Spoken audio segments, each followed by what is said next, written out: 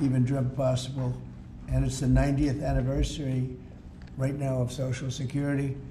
So today we celebrate that 90th anniversary of one of the most significant pieces of legislation ever signed into law, the Social Security Act of 1935, and we're going to make it stronger, bigger and better, really doing a job.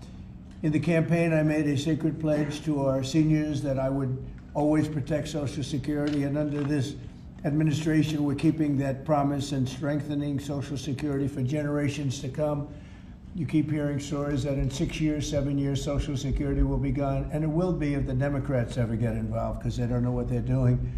But it's going to be around a long time with us. Very much, you'll be surprised to hear some of the numbers. I'm delighted to be joined by the Commissioner of the Social Security Administration, Frank Bisignano. Oh, in the world of business, in fact, I wrote some of the little things down that he's had an amazing, he was Chief Operating Officer of J.P. Morgan Chase. He worked for Jamie Dimon, and Jamie Dimon said that he was amazing. So think of that, Chief Operating Officer, J.P. Morgan Chase, had a storied career. Then he went to First Data. For those in the business, you'd know it's the largest payment company anywhere in the world. And worked for Henry Kravis, and it was in big trouble.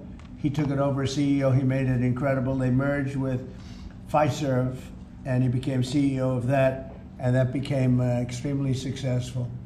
I was in Milwaukee. I guess they have the Milwaukee Arena, and where we had some good success and some good speeches. But he's a really legendary guy, and he wanted to do this. I mean, he just wanted to straighten out Social Security because he loves our country. And what he's done in a few months is amazing. Almost 60 million American seniors rely on Social Security for peace of mind and a life of dignity and retirement. These Americans paid into the system, and they deserve leaders in Washington who are going to protect the benefits they've had and protect Social Security.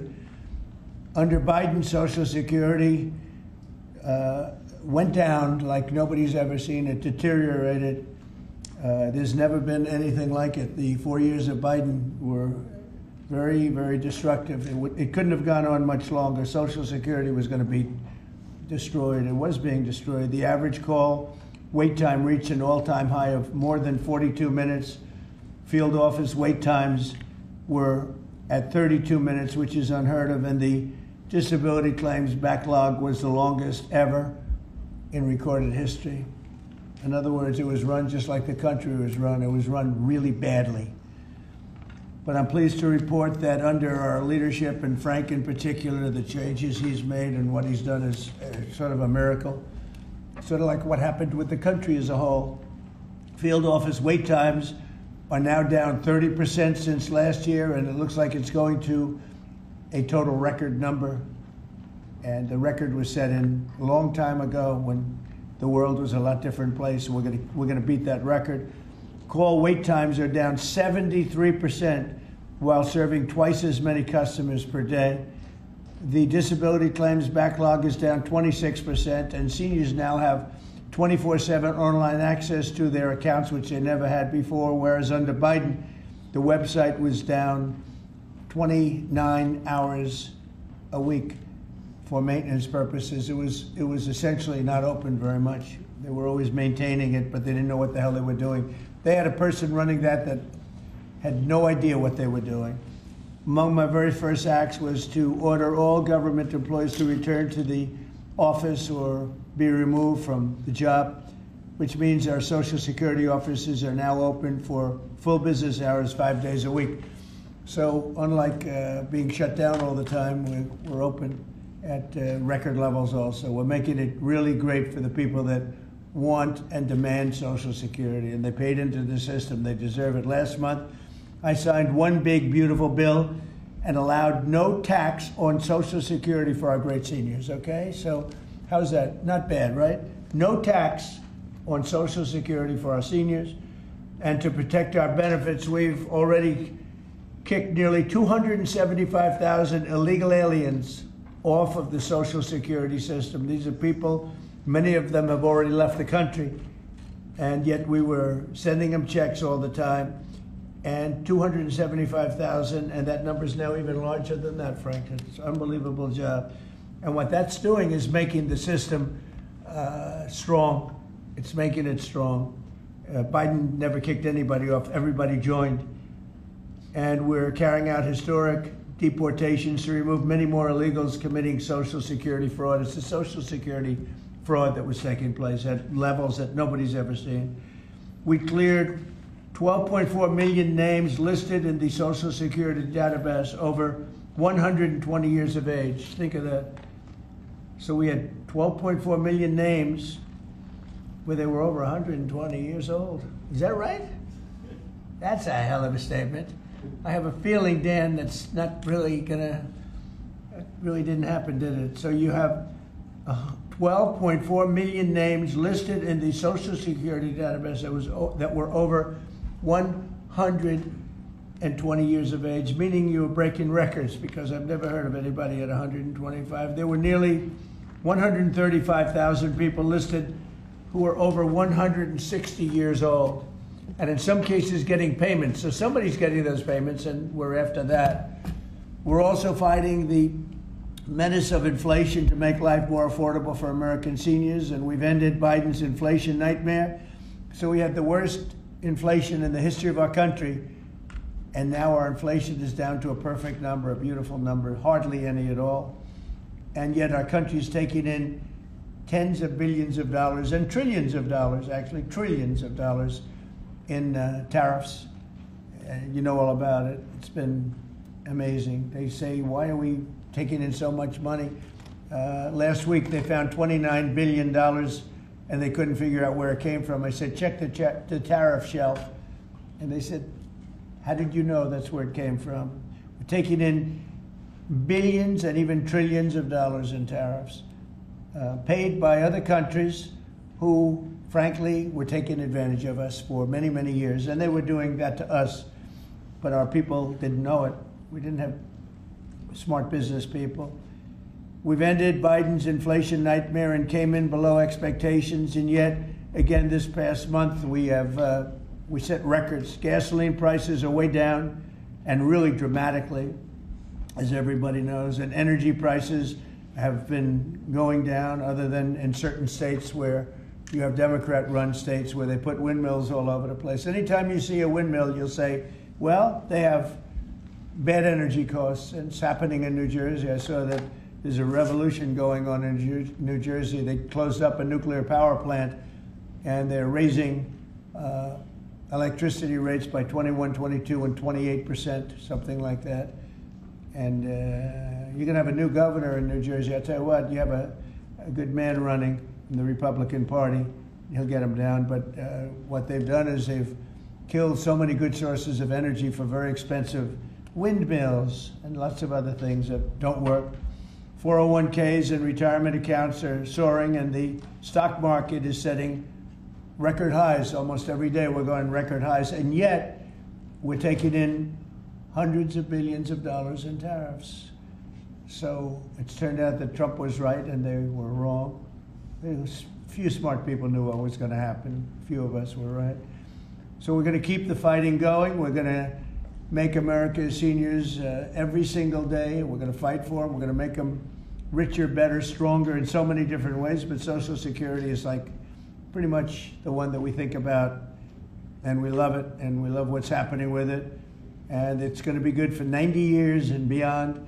Again, you were given only a short period of time. Social Security was supposed to be like down. Had they won the election, Social Security would have defaulted during Biden or Kamala's election, whoever they so chose. Two beauties. And now what I'd like to do is ask Frank to say a few words. Again, this is a man with a really storied past. He's one of the most successful anywhere in the world. What he did at J.P. Morgan Chase and what he did for Henry Kravis and all of the others are like legendary stories. And he just wanted to do this. He's making about a tiny fraction, I would say, a tiny fraction of what you used to make. But he didn't care. He wanted to do it. He made a lot of money. And he said, I want to run that system. I want to put it back on track. And he's got an unbelievable talent over there. It's like a different place. So Frank, would you say a few words, please? Sure. Thank you. There's less than 1%, tiny fraction, sir. Is that what it is, less than one? That's a tiny That's fraction. an honor. It's an honor. It is an honor. And I'd like to start off by thanking the President for his tireless effort in running the country, in what he's done across the country, meeting every commitment. And, you know, I see it directly in the big, beautiful bill, the opportunity that it's brought to seniors. But his effort on every commitment, delivering against it, and delivering on world peace tirelessly. I'd like to also thank him for my opportunity. You know, he's teasing me, I'm teasing him about the economics of the job, but the reality is to serve 300 million Americans, which is what Social Security serves, is a tremendous honor.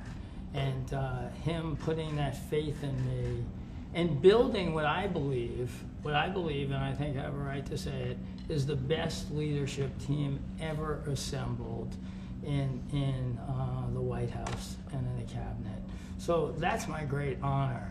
So I come here and get the opportunity to serve the American public in a manner that I never imagined in my life. And what we found was the opportunity to fix a foundation.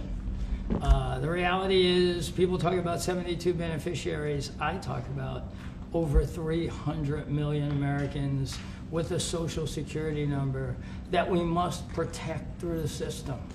And when you look at what we talk about in eliminating Social Security numbers that were live in the system, they could carry fraud through the whole system. So the first thing was root out fraud, waste, and abuse. But while doing it, the best way to be more efficient is provide more accurate payments and better service. And you heard the numbers. I think the most staggering number is that we had a website that was down 29 hours. This will be a digital-first agency, and we are building my SSA accounts. That's the digital account. And we have a bold goal of 200 million Americans to have a digital SSA account by the end of next year. It will happen. Just like we had a bold goal of single-digit wait time on the calls when they were at 40 minutes. And we did that. This is my 100th day. We did that within 90 days, right? Get the web up and running, bring technology to our field offices, use digital presence to answer and serve the American public. That's the job. When we do all that, then we'll really know the answer to if we have a hole, right? I was presented my second week on the job with $18 billion in errors by the Inspector General. It was public. In less than a month, we solved $9 billion of it. So that's the type of swift action we can take, right? You see the things like the big, beautiful bill for the seniors. You see better digital services. You see field office wait times down. If you make an appointment to have a field office visit, it now happens in 6 minutes. Unprecedented. We are serving more people and delivering more than was ever delivered before in a manner with the highest possible quality, and we've just begun. You should expect this to be a great digital-first agency. My commitment to make this happen is as deep as the President's commitment to make the world a great place. And you see the fabulous job happening here across America and what he's doing in the world. You should expect Social Security, just like the President. I thank him for making America great again. It's happening. Social Security will be great again. You have my commitment. Thank you, Mr. President. Thank you very much, Frank. I'm going to sign the new proclamation, please. Sir, this is a proclamation both commemorating the 90th anniversary of the Social Security Act, the signing of the Social Security Act, and also the incredible accomplishments of your administration fixing and promoting and safeguarding Social Security. And it also obviously mentions the fact that as part of the One Big Beautiful Bill, a vast majority of our senior citizens are no longer paying taxes on their Social Security benefits as you promised in your campaign and as you delivered for the American people. That's a big factor, isn't it? Huh? Yes, sir. That's great. I think they're very happy about it, too. They're very happy about a lot of things. Good job, Frank. Thank you, sir. And Frank has brought with him some of the most talented people in business, and they were making a lot of money, but they made a lot of money. They had money they didn't have to make anymore, and they just want to do this. They want to have our country become strong and good, and that's what's happening. And we're doing that in a lot of locations, a lot of areas. You deal with some of the people that are commissioners, that are secretaries of state, of secretaries of treasury and of commerce, people that were really, really successful people, and they gave all that up to make a very small amount of money. They don't even consider it a fraction. You say 1%, less than 1%. That's pretty good. That's a big pay cut. But Frank is one of the most outstanding of all. His career has been incredible, and you just have to look at what happened at J.P. Morgan Chase and look at what happened with First Data. First Data was the biggest company of its kind in the world, but it was not going to make it. He went in, and it became a tremendous success. And merged into another company, and he became the head of that company. Then he said, let me go save Social Security. Because as big as that stuff is, it's small potatoes compared in terms of numbers, right? In terms of numbers, these are big numbers. Government numbers are big numbers. So I want to thank everybody for being here, but I'm really proud of you, Frank. And here's your proclamation, and let's take a look at what that looks like. Signed by the human hand. For a change. That's good, right? Do you have any questions for Frank? How about questions for Frank? Mr. President. For Frank? Mr. President? Yes, on Social Security. Please. First and foremost, this was a major campaign promise that you had. 2023, it was one of the first Agenda 47s that you put out. It was titled, We Must Protect Medicare and Social Security. Why was this important for both of you to get done, and given the fact that it'll impact millions of lives? Well, it was very important to me because I knew how Social Security, I've been hearing about it for years, long before I came to office, that it was really going to die very shortly, and I had to put somebody outstanding in. And we were talking. I was talking to him on a business sense once, and I said, "This guy's amazing." And he said, "I'd love to help you with Social Security because it's sort of what he does. You know, he takes troubled entities and turns them around, and he did some of the biggest messes in the world, and Social Security in a certain way, I guess, you reported it all the time. In 4 or 5 years, it's going to go bust, but not anymore, it's not. And he's got it turned around so well. The proclamation helps. All of the things we've done help. And he's finding such tremendous fraud where we have illegal aliens. We have people that don't even exist on Social Security now. They don't exist. And what it does, it makes it totally secure and powerful for the people that are on it and need it. And we're very proud of the job he's done, one of the best. Kara Castro from Lindell TV. How are you today, sir? Democrats like Bernie Sanders and Elizabeth Warren continue to peddle the lie and the claim that you're trying to cut Social Security, despite your repeated promises to protect it. Why do you think they keep pushing this misinformation and literally terrorizing the elderly in America that sadly keep watching the very misleading mainstream media?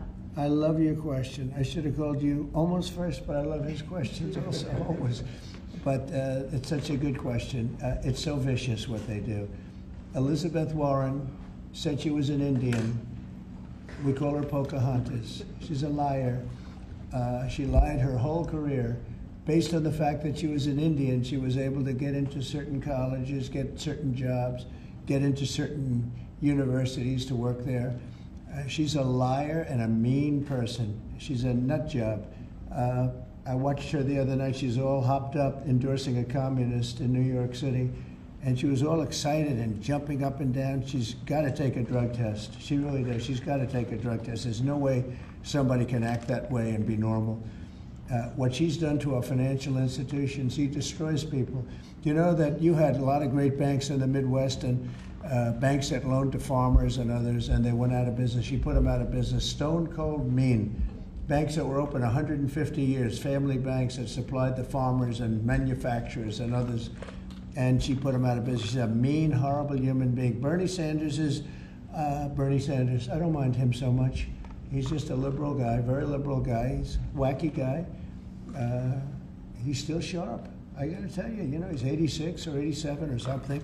He's still sharp. You compare that to Joe Biden, it's, you know, sort of what happened. So I don't mind Bernie Sanders. With him, you know what you're getting. You're getting a guy, he's a nasty guy, but he's somebody that, I don't know if I call it a fastball, but he's able to throw the ball pretty well.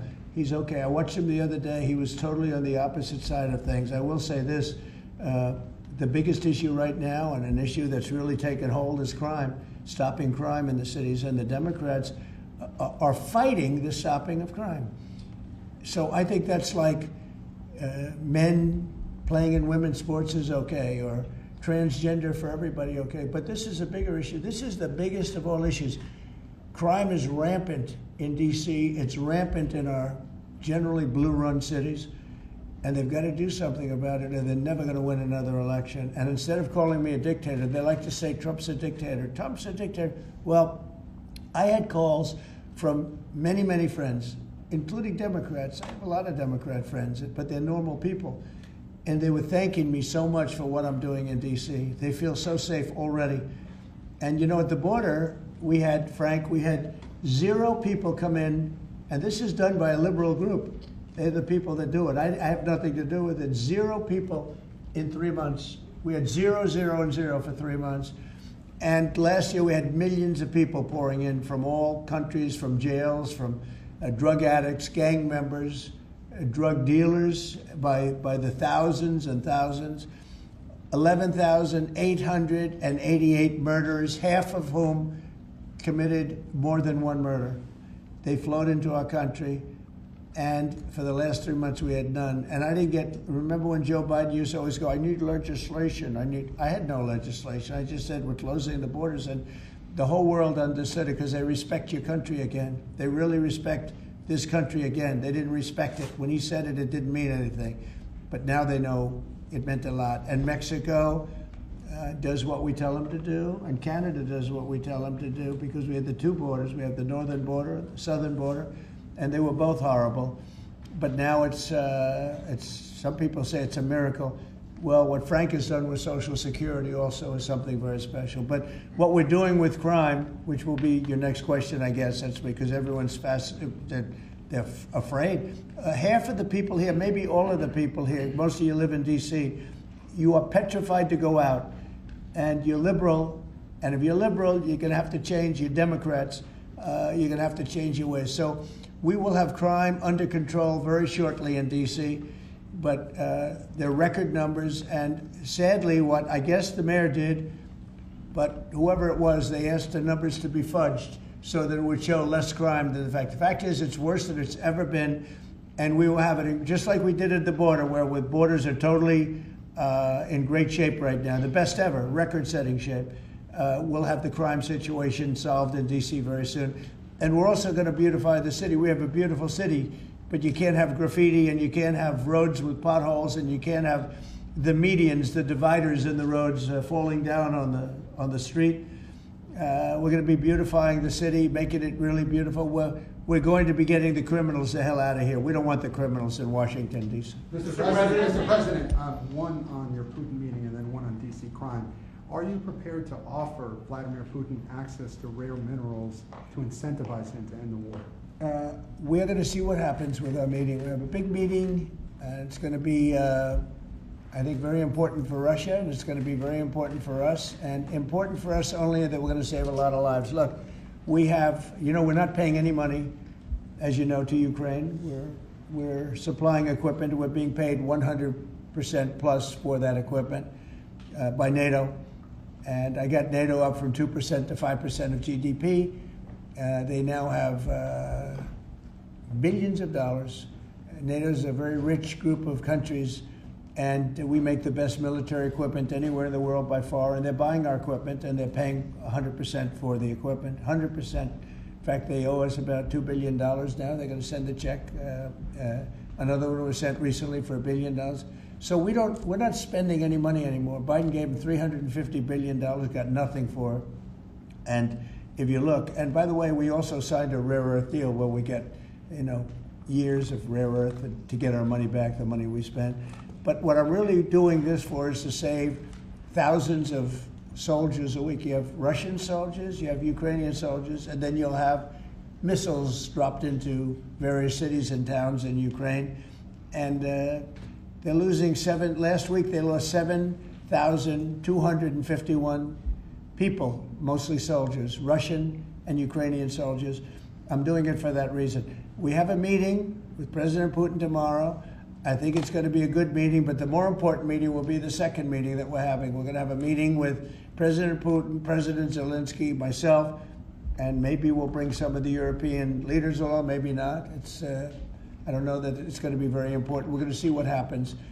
And I think President Putin will make peace. I think President Zelensky will make peace. We'll see if they can get along.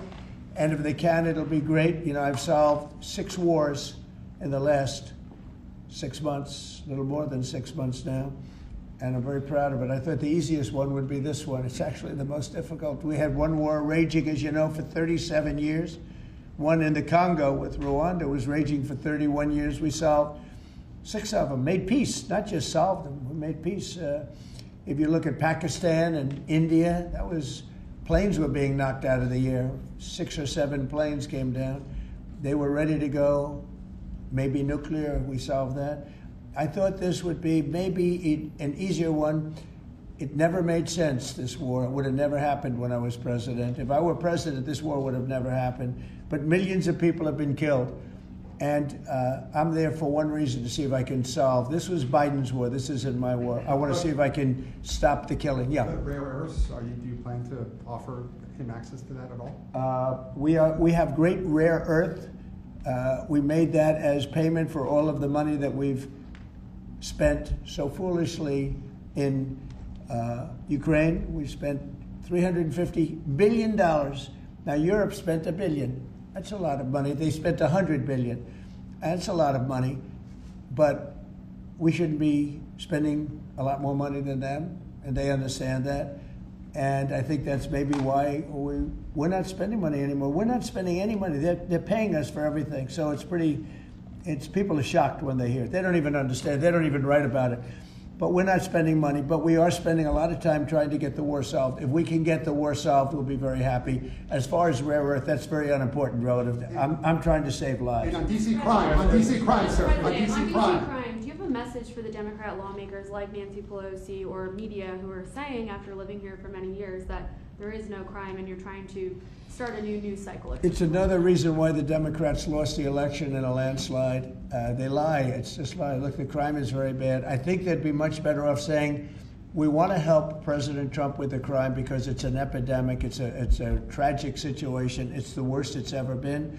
And we want to help President Trump with the crime, as opposed to, he's a dictator. He's a dictator. People are so happy to see our military going into D.C. and getting these thugs out. As you know, we arrested a lot of people yesterday. We arrested a lot of people today. We're getting people that have arrest records that you wouldn't believe. 28 arrests, 15 arrests, brutal, brutal people. And we're going to have to do something about this cashless bail, because people shoot somebody, they kill somebody, and they're out on the street in less than an hour. Now, that's when it's all started in New York, in Chicago, Los Angeles. You take a look. If we didn't go to Los Angeles to help this incompetent governor and a mayor that doesn't know what the hell she's doing, if we didn't go to Los Angeles, you wouldn't have a big part of it burned down. The other part of it would have burned down too. You would have not had, I don't think you would have been able to have the Olympics. We have the Olympics. I have a lot at stake with that because I'm the one that got the Olympics. I got it in my first term, and I was saddened because I got it for what would be my third term, okay, which turned out to be second term. And the Olympics, it's a great honor, but I felt badly because I said I won't be president when the Olympics came. Well, through circumstance, I am president. I want to make sure the Olympics is great, the World Cup is great, and the 250, maybe the most important of all, is the 250-year celebration is great. So what's happening is we will work very hard. You would not have had, I don't believe that if I didn't send in the troops, I don't think you would have had Los Angeles in condition to have the Olympics. I think you would have had to tell them, I'm sorry, you're going to have to go someplace else. And if you look at the police commissioner or the sheriff, he said, we really needed them. Thank God they were here. We really needed them. That was the first 2 or 3 days. After we solved their problems, then he said, well, I think we could have maybe done it. No, he was told what to say. He said, you go back to your files and see what he said. He said, thank goodness they came. If I didn't go and put our military there, or National Guard in that case, and we'll go military if we have to, but the National Guard went there. They were very effective. If we didn't do that, I don't think you would have had the Olympics in Los Angeles. The place would have been just like the 25,000 houses that burned down, where, by the way, the governor ought to focus on getting their permits. You know, the federal permits are given. Those are the hard ones, and they were given a long time ago. People can't rebuild their house because they can't get permits from the state and the city, and they ought to focus on that because it's very upsetting. I went there right after the fires. I walked the streets, and I met a lot of great people. They want to rebuild their homes. We took care of it from the federal standpoint, but they're not taking care of it from the city, the mayor, and the governor. They're not getting their permits. They can't build their houses. Mr. President, on DC crime. Go ahead, please. Mr. President, thank you. Do you think this summit and the incentives for peace you are putting on the table could end up rewarding Putin for his invasion of Ukraine? And what kind of signal do you think that could potentially send to other aggressors? No, I don't think it's a reward. I think that what we have is a situation that should never have started, should have never started. It didn't start under me, and for 4 years it wasn't even discussed. And I could see it was going to happen after I left. I could see what was happening. Everything that we did was wrong. Everything that was done was wrong. Everybody's to blame. Putin's to blame. They're all to blame. This is a war that would have never happened. Mr. President, on DC crime. Sir. The other question on LA, Mr. President, earlier today, the Washington, D.C. police chief issued an executive order allowing metropolitan police officers conducting traffic stops to notify federal immigration and customs enforcement about undocumented immigrants that they encounter. Yet the city has a long-standing pro-immigration policy, including allowing non-citizens to vote in local elections. Which is ridiculous. And limiting cooperation with federal immigration agencies. Right. Did your administration pressure the D.C. police chief to review and repeal these policies? And will you require other cities to roll back similar policies to avoid possible federal takeover of local law enforcement? So what you're saying is that it was a very positive thing. When they stop people, they find they're illegal, they report them, they give them to us, etc. That's a very positive thing. I have heard that. It just happened. That's a great step. That's a great step if they're doing that. Yeah, I think that's going to happen all over the country. We want to stop crime.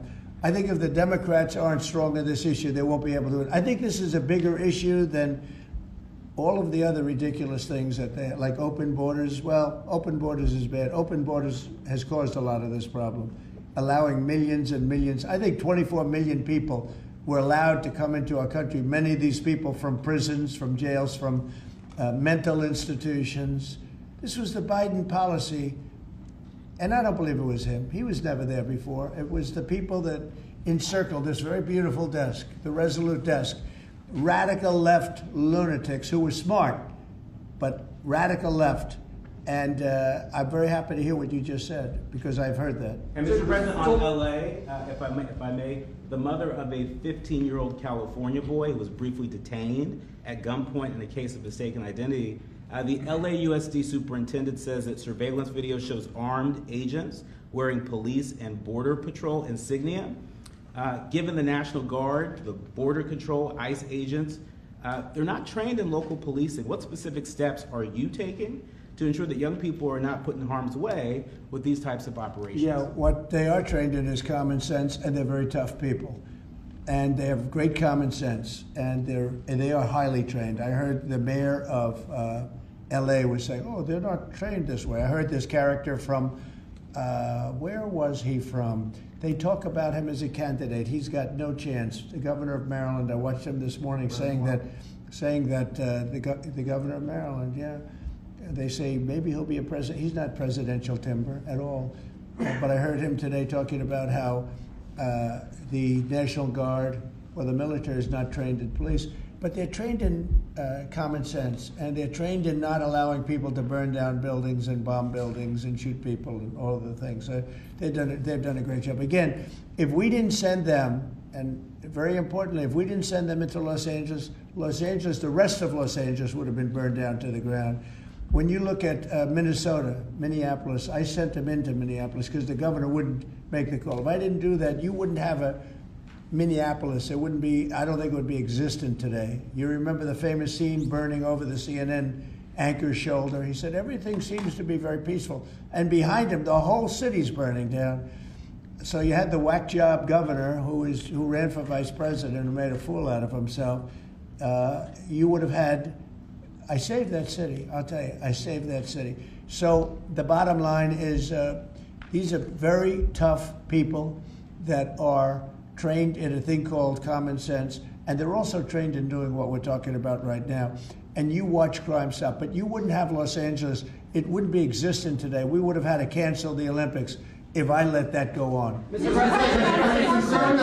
President, will you pressure Israel to allow journalists into Gaza to cover the humanitarian efforts the U.S. is pursuing? And I'd like to see that happen, sure. Would you pressure? I would like to see it happen. I would be very fine with journalists going in. It's a very dangerous position to be in, as you know, if you're a journalist, but I would like to see it.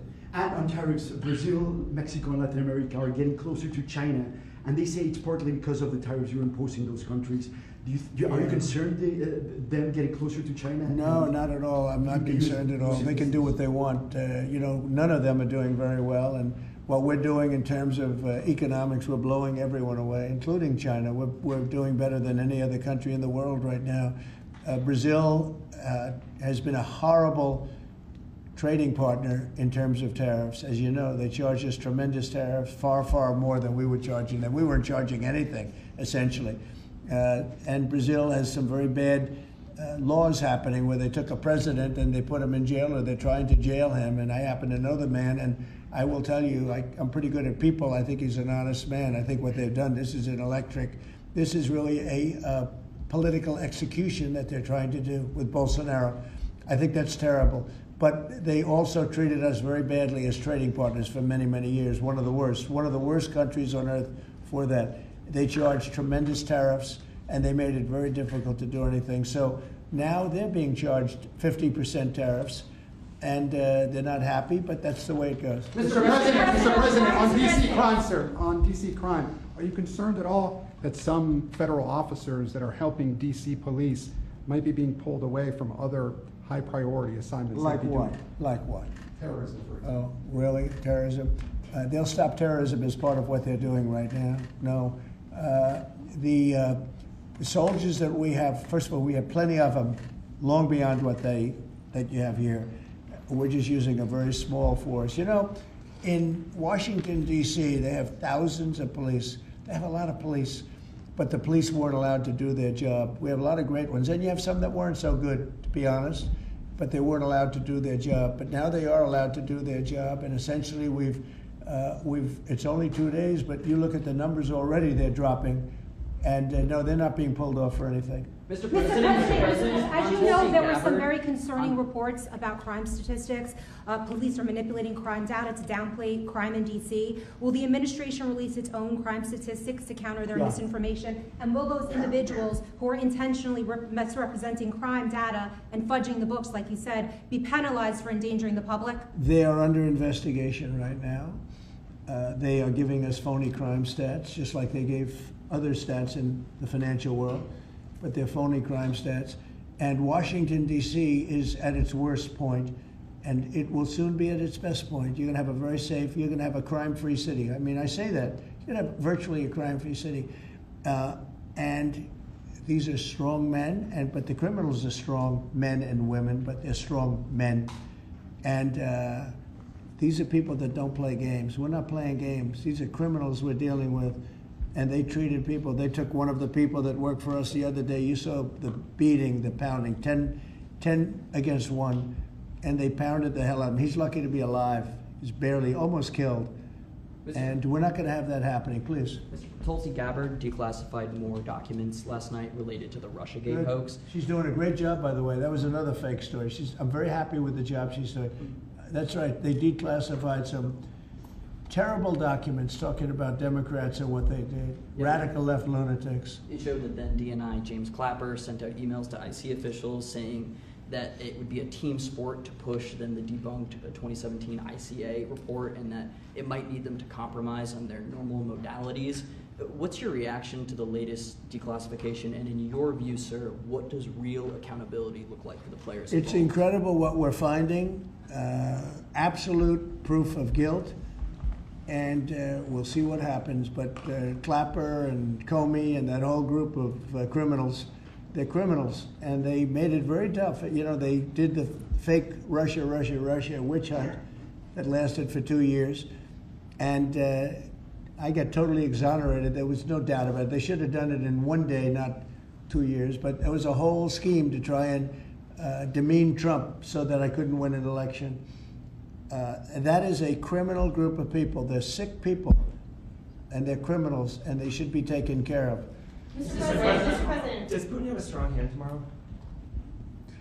Well, he came to our country, and I heard CNN fake news talking about that was a big win for him.